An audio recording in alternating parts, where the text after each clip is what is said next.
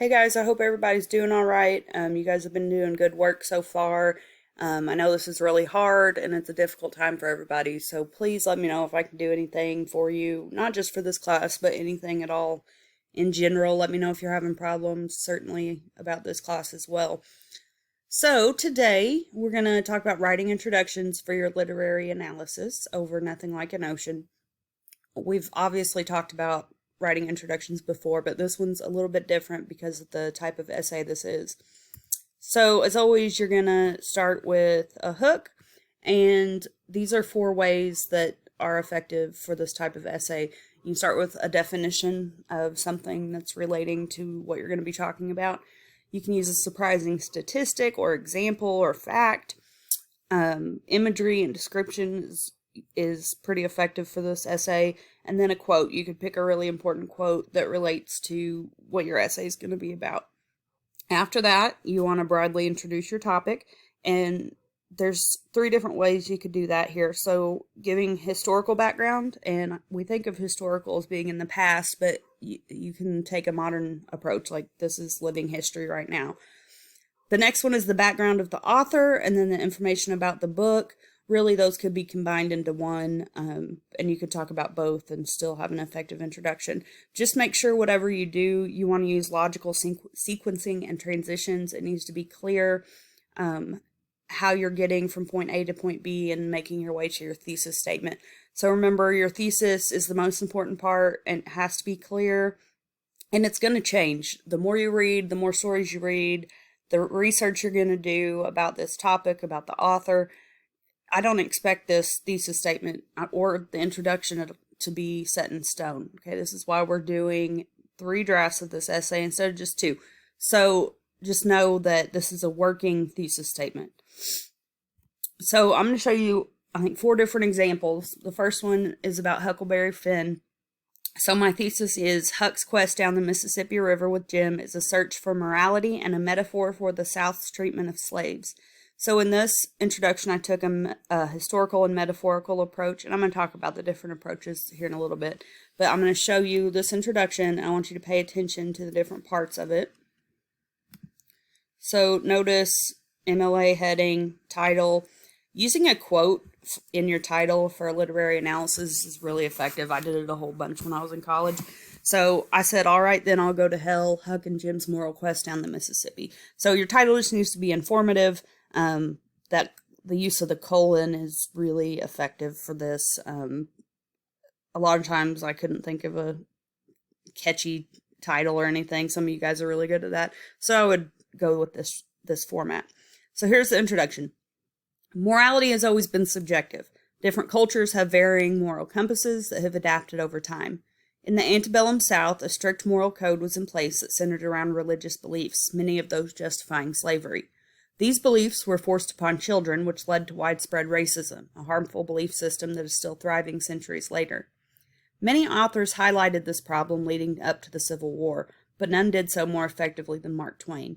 When it was written, critics of his timeless novel Adventures of Huckleberry Finn did not approve of Twain's condemnation of the South's practices, and modern critics have deemed the story racist, a complete reversal of the original claim.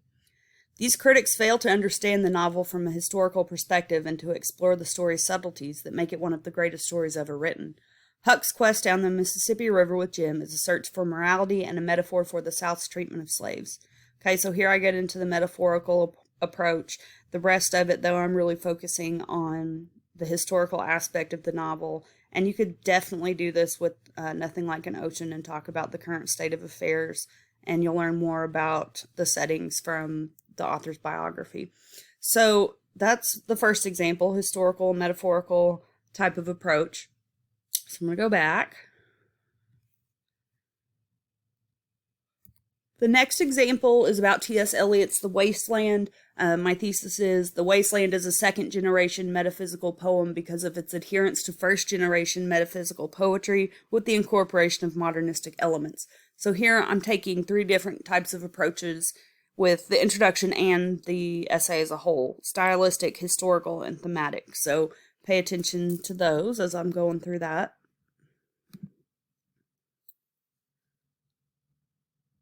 All right, there, my title kind of sucks there, so maybe you can come up with a better one.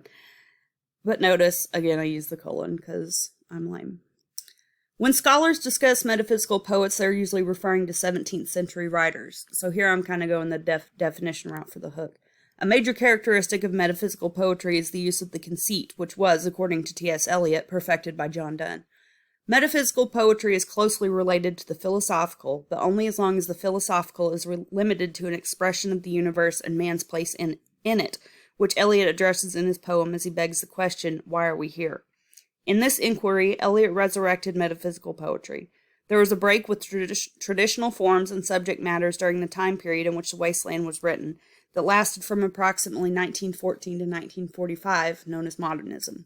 The society was broken as a result of the First World War, and there was a drastic economic shift that caused fragmentation and disillusionment. T.S. Eliot took Ezra Pound's famous cry of "make it new" to a whole new level. His experimentation with poetic and narrative styles was unprecedented. He adopted the stream of consciousness writing style consisting of complicated internal monologues that captured the essence of the jumbled mind and the sense of chaos that was prevalent after the war. The Wasteland is a second-generation metaphysical poem because of its adherence to first-generation metaphysical poetry with the incorporation of modernistic elements. So here, again, I talk about the history aspect of it, but then I'm going to be talking more about the stylistic approach of T.S. Eliot in this essay, which is evident in that thesis statement. I'm looking at how he wrote with the first generation metaphysical poetry adherence and then the modernistic elements, which I'll get into. So that's a historical, stylistic, and thematic approach because I would be talking about later in the essay what it's about, and it's about kind of the chaos of America. All right, my next one, this one's really long because this was a 20-page research paper that I did in grad school. So we had to look at a piece of literature that had really never been written about before, meaning like no one had ever written an essay about it. And we had to do all kinds of crazy research. I got into Ancestry.com and all that. But anyways, I just wanted to give you an example of a longer one so you can understand how for a longer piece of writing, your introduction is going to have to be longer as well because you're covering a huge range of information. So here's my thesis. Hugman's poems did not only attract the elite, but the working class as well. This was due to the content matter of his poems. Looking at each poem individually, which is how he sold them, Hugman has a distinct style that thematically matched established writers of the time, such as Coleridge, Keats, Shelley, Tennyson, and Wordsworth. So here I am also taking a stylistic approach. I didn't put that down there, but historical and biographical. So biographical meaning I'm looking through the lens of the author's biography, and then the thematic approach and how it matched the famous authors of the time when this guy was a very little-known writer. Okay, so sorry, this one's really long, but I wanted you to see a long example. Okay. England's 19th century laboring class poets are an exceptional group of writers that have yet to receive the recognition and criticism they deserve. Some poets such as John Clare, James Hogg, Ebenezer Elliott, Samuel Bamford, Robert Story, Mary Smith, and Samuel Laycock were relatively familiar and were crucial in developing and consolidating a coherent, widely recognized laboring class tradition. Most of the poems of these writers have been lost or merely overlooked. Although these men and women were widely popular in the 19th century, few, if any, copies of their work exist today, and most have not been published since their deaths. The laboring class in England faced tremendous hardship in the early 19th century when depression hit following the Napoleonic Wars, which lasted from 1803 to 1815. Trade took a major hit, so many workers struggled to make ends meet. So I'm heavily focused on history here in this first paragraph. Notice now my introduction goes into a second paragraph. John Hugman was no exception. Born in Halesworth, a small town in northeast Suffolk, in 1770, Hugman followed his father's trade and became a tanner, inheriting the business in 1814. While working, he tried his hand at writing. According to B.A. Holmes of the Halesworth and District Museum, he had already won a certain local reputation as a versifier, putting his pen to paper whenever a suitable subject caught his eye. He had launched into the great Halesworth theater wars of 1808 with some witty swipes. Sorry. Hugman began writing long before he published his first collection in 1825. He took part in the Halesworth Theatre Wars of 1808, writing a poem entitled The Halesworth Dunciad. Thomas Tipple, Hugman's future publisher, relied on Hugman's help to fight against a pastor, John Dennett, who preached a sermon denouncing performances full of love intrigues, blasphemous passions, lewd descriptions, and filthy jests, basically meaning sexual stuff. British literature changed drastically during the Restoration in the 18th century. At the beginning of the Restoration, writers were presenting new emotions and ideals that were suppressed during Puritan control. Because of this, we can see an abundance of sexuality and deception as a means to an end. Writers continued this trend into the 18th century, and people of the church, like Dennett, revolted. Hugman stood up for his means of expression, which could be why his original title included amatory. He gained local popularity with the Halesworth Dunciad, so it can be assumed that he wanted to continue to appeal to that same audience. However, the title changed from amatory to moral no later than 3 years after the first edition appeared. It is inferable that he did this for reception purposes. In order to sell more copies, his popularity would need to be more widespread, and he would have been more likely to be well received with the title appealing to a more elite audience. Hugman's poems did not only attract the elite, but the working class as well. This was due to the content matter of his poems. Looking at each poem individually, which is how he first sold them, Hugman has a distinct style that thematically matched established writers of the time, such as Coleridge, Keats, Shelley, Tennyson, and Wordsworth. Okay, so, sorry, that was really long, but notice how many different aspects I talked about. I talked about historical information, biographical information, stylistic information, political information. So those are all things you can consider in your essay. Now, if you were writing like a 20-page research essay like I have done here, you would definitely want to look at all those different aspects, but it would probably be better for you to focus on one or two for your essay. Okay, I got one more example. This is from Young Goodman Brown. It's a short story written by Nathaniel Hawthorne, and I'm using the historical and thematic approach here. So my thesis says, Hawthorne uses Young Goodman Brown to point out the vulnerability of Puritan religion and morality while commenting on similar problems of his 19th century society. So basically what I'm saying there is he's pointing out these problems from the Puritan society, but he's doing so in a way that shows the same problems are occurring again in his current society. So I'm going to show you that introduction. Nathaniel Hawthorne was incredibly distraught and intrigued over his ancestral past. He descended from those who took part in the hangings at the Salem witch trials, and his stories often reflect his desire to work through that. Young Goodman Brown focuses on the events surrounding the Salem witch trials. He mentions by name people involved in the hangings. The main character is faced with consorting with the devil, and the devil tells Brown about helping his father and grandfather commit evil acts, much like the acts of Hawthorne's father and grandfather.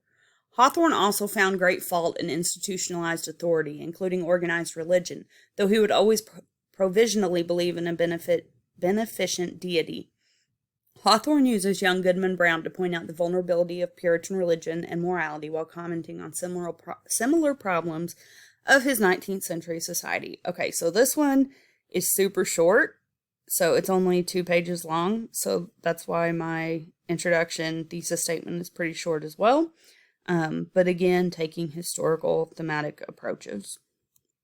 Okay, so here's the different approaches I want you guys to consider before you start writing. So first, like I said, and I used a lot, historical, that was my favorite aspect to look at it because I think it's just really fascinating to look at literature through a historical lens. And again, it doesn't have to be about the past. You can certainly use this approach for this essay, looking at and examining modern social constructs. Stylistic approach, so the elements of the writing, the genre. We talked about how the stories are often left without a resolution. You could look at something like that, or just how he writes and how he conveys the stories. Thematic approach is pretty simple. I think a lot of you are probably going to do that. Just make sure you're doing a thorough analysis and covering different topics. Metaphorical approach, you're examining a metaphor or a symbolism throughout. I know we talked about the water symbolism, that image of water throughout a couple stories, and how that could relate. You could do a feminist approach, and that's where you look at the work through the lens of, like, how women are portrayed. that could